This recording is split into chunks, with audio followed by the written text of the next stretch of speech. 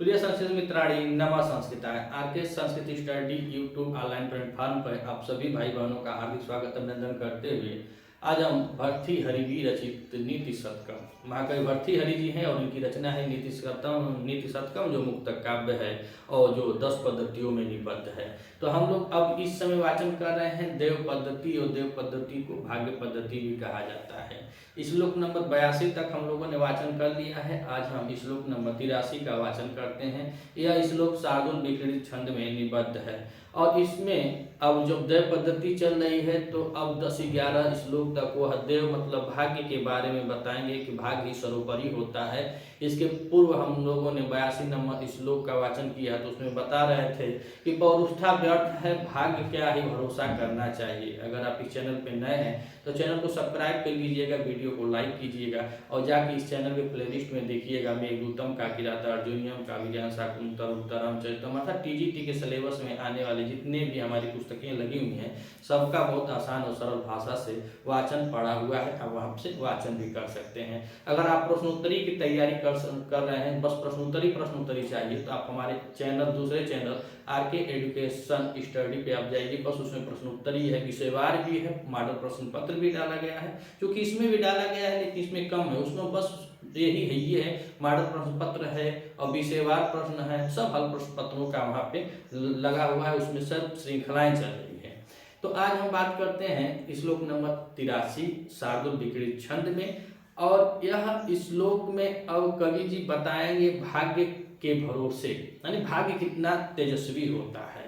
तो आइए वाचन करते हैं, उसके बाद देखते हैं कवि जी क्या कर रहे हैं। तो शार्दूल विक्रीडित छंद में वाचन करते हैं कि भाग्नासस्य करणपिण्डितः तनो ओर्लामलानेन्द्रियस्य सुधा कृत्वा कुविवरं स्वयं निपतितो नक्तं मुखे भोगिनः तृप्तस्तापीक्षितेन स्वत्वमर्षो तैनेव यात पथा स्वस्था स्थितः देवमेव हि परं वृद्धोक्षय कारणम्।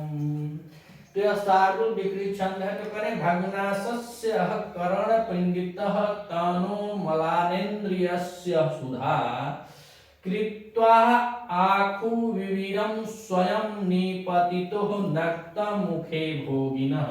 और नीचे के लाइन में कह रहे हैं कि स्वास्थातिष्ठतः देवम एव ही परम वृद्धोक्षय कारणम। तो हम लोग यह देख रहे हैं कि जो इनको कहना है वह नीचे की लाइन में कह दे रहे हैं और ऊपर की लाइन में उसको किसी कहानी किसी एग्जाम्पल से जोड़ करके वह सिद्ध कर दे रहे हैं। तो इसमें कवि जी कह रहे हैं कि स्वास्था तिष्ठत देवम इव ही परम वृद्धोक्षय कारणम। कह रहे हैं कि हे लोगों, आम जनमानस आप हम सबको यह कवि जी कह रहे हैं कि हे लोगों स्वस्था तिष्ठत आप आराम से बैठे रहें, कुछ करना नहीं है। भर्तृहरि अकॉर्डिंग टू भर्तृहरि तो कह रहे हैं कि आप आराम से रहो, स्थिर रहो, जहां हो जिस हाल में हो बस धीरे धीरे राम नाम जपते रहो। और आगे कह रहे हैं ही माने क्योंकि वृद्धोक्षय तो वृद्ध माने वृद्धि होती है, उन्नति हो और क्षय माने रुकावट हो या चाहे अवनति हो। तो कह रहे वृद्धि माने उन्नति हो या अवनति हो उसका परम कारणम, परम माने अत्यधिक श्रेष्ठ और कारण माने कारण दैवम इव भाग्य ही होता है। तो आम जनमानस से यह कह रहे हैं कि आप लोग जहां हैं जैसे हैं जिस हाल में हैं स्थिर रहें और स्थिरता अपना बनाए रहें। ही माने क्योंकि वृद्धि और क्षय का, उन्नति और उन्नति का, परम माने जो अत्यधिक महत्वपूर्ण, कारण माने जो कारण है वह दैवम ही वही भाग्य है। भाग्य है तो आपकी वृद्धि भी होगी और भाग्य से आपका क्षय भी होगा अर्थात उन्नति भी होगी। तो हमने एक कहानी सुना है कि एक बार एक गाय होती है और गाय अपने मालिक के पगहे से छोड़ा करके बहुत तेजी के साथ एक घनघोर जंगल की तरफ जाती है। जब घनघोर जंगल की तरफ जाती है तो यह दौड़ते दौड़ते जाती है, जंगल में जब प्रवेश करती है तो उस जंगल में का जो राजा होता है शेर, वह देखता है गाय को, और जैसे ही गाय को देखता है तो वह उसका शिकार करने के लिए बहुत तेजी से घूरते हुए दौड़ पड़ता है। और जब वह शेर दौड़ पड़ता है और जब गाय शेर को देखती है तो गाय अपने जान को बचाने के लिए दौड़ पड़ती है। तो जैसे शेर दौड़ा है उसके दुगुना रफ्तार से गाय भी अपनी जान को जितना औकात उतना तेजी से दौड़ रही है, और दौड़ते दौड़ते आगे एक तालाब पड़ता है और गाय इतनी भारी हो जाके धड़ाम से तालाब में गिर जाती है। और जब धड़ाम से तालाब में गिर जाती है और शेर भी बड़े वेग के साथ जाकर उसी तालाब में गिर जाता है। जब दोनों गिर जाते हैं तो उन दोनों के बीच में 10 फुट की दूरी होती है। गाय और शेर सोचा कि अरे मैं तो बापू हूं, मैं कैसे फंस गया। और गाय अपने जान को बचाने के लिए जब फंस जाती है तो जब हिलते डुलते हैं तब उनको पता चलता है कि अरे ये तो तालाब नहीं है, दलदल है, जब हम हिलेंगे गुरु तब तो इसमें फंसना ही फंसेंगे, दलदल में धंसते जाएंगे। तो लोग हिल डुल नहीं रहे थे। 10 मिनट के बाद जब गाय के जीवन में यह लगा कि अब जान बच जाएगा, तब वह तृप्त होकर के संतुष्ट मन से शेर से पूछती है कि तुम्हारा कोई मालिक है। शेर घूरता है, हाँ मेरा मालिक, अरे मैं तो खुद बापू हूँ, मुझे मेरा कौन मालिक होगा, मैं तो बापू हूँ जंगल का शेर, मेरा कौन मालिक होगा।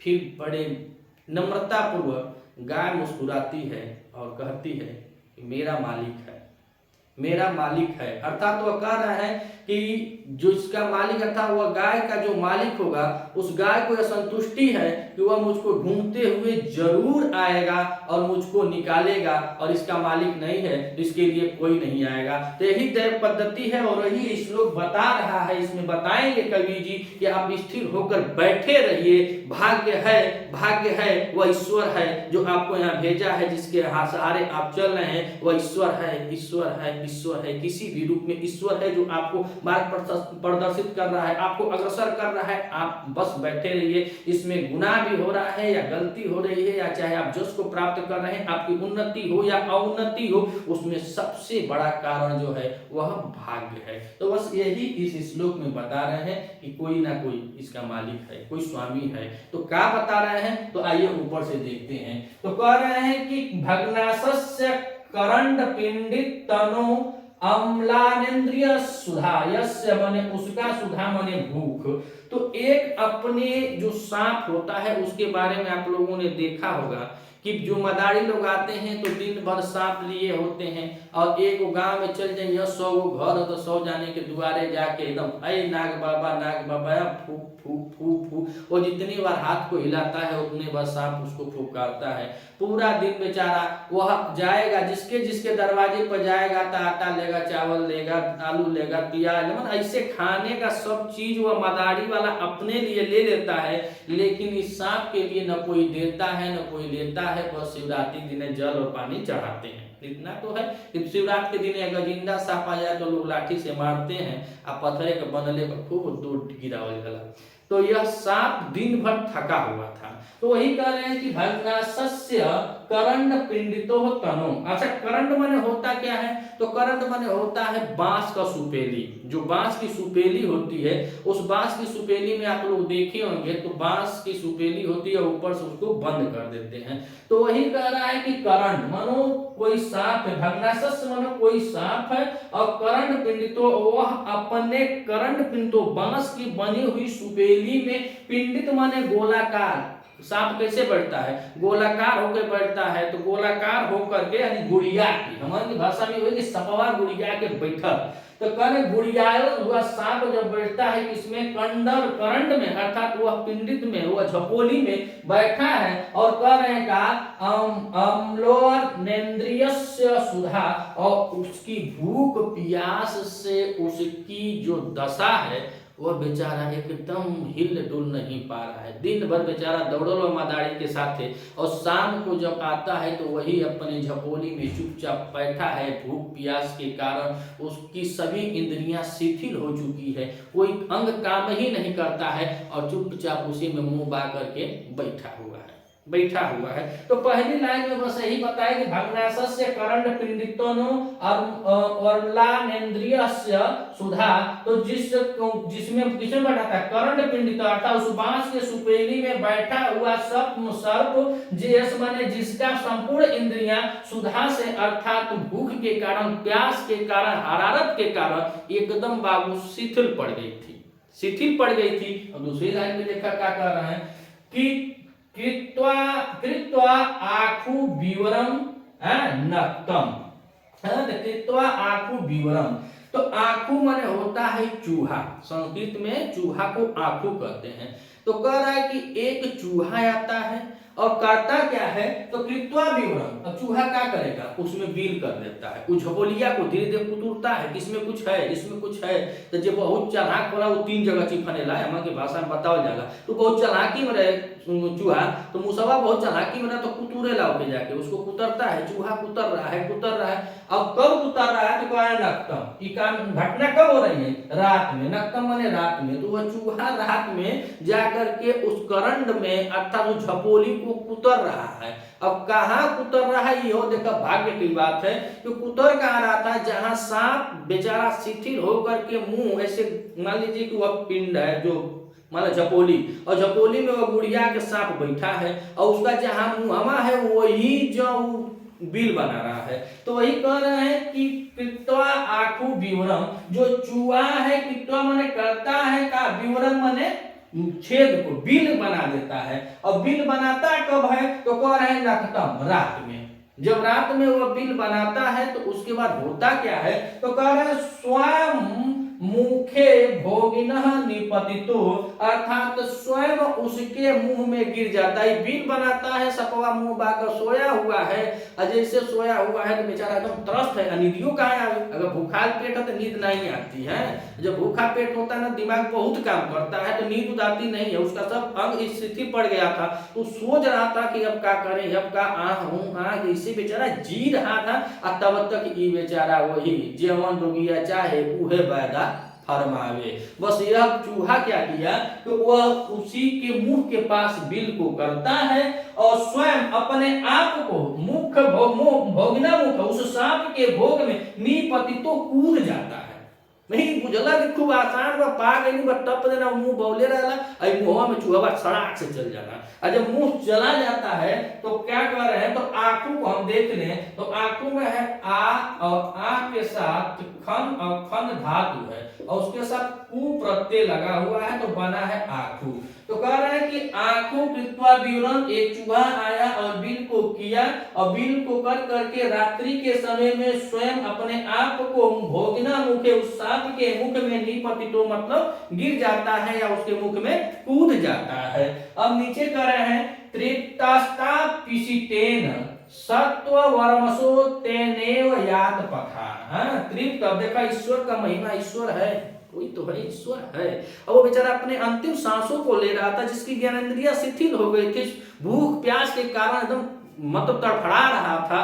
अब उसको ईश्वर कैसे ला कर दिया उस आधी रात के समय कि मतलब उसका काम चल गया। तो सांप के मुख में जब गिर जाता है तो कह रहा है कि तत् तेन तृप्त पिशितेन, तेन माने वह सांप उसी के, पिशितेन माने मांस को खा लेता है। तो जब उसके मुंह में चला जाता है तो कह रहे हैं कि वह सांप उसी के मांस को खा करके तृप्त हो जाता है। और जब तृप्त हो जाता है तो स माने वह त्वरमसो तेनेव यात पंथा, और फिर बड़ी शीघ्रता के साथ वह सांप उसी छेद से यात पंथा बाहर निकल जाता है। रोज सोचते रहे कहिया मदरिया से हमारी जान बची, लेकिन मालिक गजब का इसको दिए कि भाग्य को। और यही बात को नीचे बता रहे हैं कि तो अवस्था स्थित, अर्थात जैसे सांप अपने भाग्य के भरोसे बैठा था उसी तरह हम सबको करें कि हे देव लोगों, आप जहां हैं वह स्थिर होकर अपनी स्थिरता को बनाए रहें।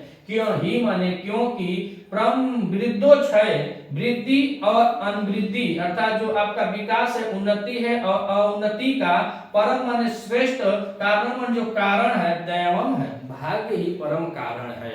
भाग्य ही आपको आगे बढ़ाता है, तो भाग्य से ही आप नीचे भी गिरते हैं। तो वही सांप की यह पूरी कहानी थी कि भोगिना, और भोगिना की बात करें तो इसमें भोग के साथ भोग के साथ ईनी प्रत्यय लगा हुआ है भोगिना। तो आइए एक बार और देखते हैं। भग्नासस्य करंड पिंडितो तनो और मालेन्द्रियस्य सुधा हेत्वा कुविवरं स्वयं निपतितो नक्तं मुखे भोगिना।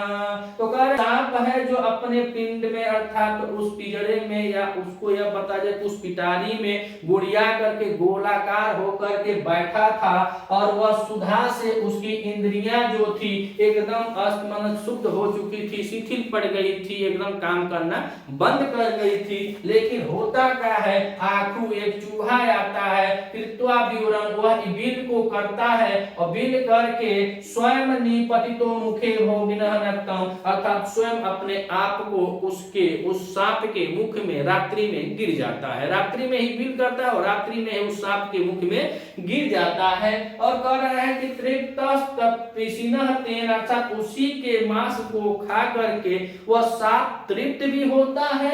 और कह रहे हैं स त्वं अमसो तनेव यात पंथा, और जो बिल चूहा बनाया होता है उसी बिल से वह बाहर भी निकल जाता है। तो कवि जी कह रहे हैं कि स्वस्थातिष्ठत, अर्थात हे लोगों आप आराम से अस्थाई होकर के जहां है जैसे हैं स्थिर रहें। ही माने क्योंकि वृद्धोक्षय उन्नति और उन्नति का परम कारण, परम श्रेष्ठ कारण जो होता है वह भाग्य होता है। तो स्थिर मतलब ये ना है कि हाथ गोड़ धो के जा खटिया बिछौना में बैठ जा।